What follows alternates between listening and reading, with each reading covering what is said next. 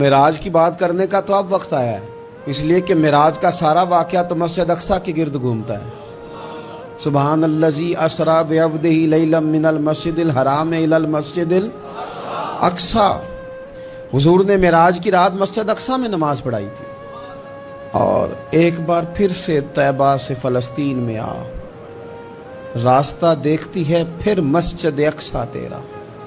ایک بار حضور گئے تھے مکے سے مسجد اقصیٰ، اور پھر حضور فرماتے ہیں جب میں واپس گیا نا تو کفار نے جو کہ مسجد اقصیٰ دیکھی ہوئی تھی تو مجھ سے پوچھنا شروع کر دیا کہ مسجد اقصیٰ کی کھڑکیاں کتنی ہیں، دروازے کتنے ہیں، پلر کتنے ہیں۔ جب انہوں نے سوال جواب کیے تو حضور فرماتے ہیں کہ رب کریم نے مسجد اقصیٰ کو اٹھا کے میرے سامنے رکھ دیا۔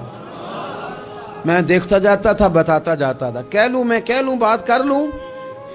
ایک دفعہ حضور مکے سے مسجد اقصیٰ آئے، اور ایک دفعہ مسجد اقصیٰ میرے نبی کی زیارت کے لیے مکے گئی، حضور کی زیارت کے لیے مکہ شریف گئی۔ اور میرے نبی تو صرف کسی چیز کی طرف ایک دفعہ دیکھ لیں تو وہ رحمت کے پھول کھلتے ہیں۔ مسجد اقصیٰ کی طرف منہ کر کے 17 مہینے میرے نبی نے نماز پڑھی ہے۔ مسلمانوں پتہ ہی کوئی نہیں، ہماری خبریں ہی اور ہیں، ہمارا درد ہی اور ہے، ہمیں پتہ ہی نہیں بم کہاں برس رہے ہیں، ہمیں یہ خبر ہی نہیں۔ اور میں اس دور میں تقریریں کر رہا ہوں جہاں سوتوں کو جگانا نہیں پڑتا، جاگتوں کو جگانا پڑتا ہے۔ سیانے لوگوں کو سمجھانا ہمارے ذمہ لگ گیا، کیا کرے؟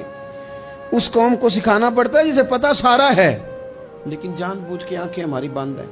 یہ مولوی کو بات کرتا تو لوگ کہتے دیکھو مولوی گالی دیتا ہے، لیکن اگر قائد اعظم محمد علی جناح کہے کہ اسرائیل امریکہ کی ناجائز اولاد ہے تو پھر تو تمہیں ہضم کر لینا چاہیے نا، پھر تو لیبرل کو بھی ہضم ہونا چاہیے نا کہ قائد اعظم نے کہا ہے، اور اس ناجائز بچے کو تم نے اتنی طاقتیں دے دی کہ وہ مسلمانوں کے قبلہ اول میں نماز پڑھنے والوں کو بھی نہ بخشے۔ کہاں گئی تمہاری وہ انسانی حقوق کی بڑی بڑی تنظیمیں، کدھر گئی؟ اور میرا پاکستانی میڈیا سے بھی سوال ہے، چند دن پہلے سیالکوٹ میں ایک واقعہ ہوا، ناانصافی ہو گئی جی، ناانصافی ہو گئی جی ایک بی بی کے ساتھ۔ ہر بندے نے شور مچایا، بڑے بڑے طوفان اٹھتے ہیں، کیوں ہوا جی کیوں ہوا؟ تو مسجد اقصیٰ کی توہین ہو گئی تو پھر طوفان کیوں نہیں اٹھا؟ ٹاک شو کیوں نہیں ہوئے؟ بحثیں کیوں نہیں ہوئی؟ میں اس موم بتی مافیا کا کیا کروں؟ ان لبرل لوگوں کا کیا کروں؟ ان کے سپورٹروں ووٹروں کا کیا کروں؟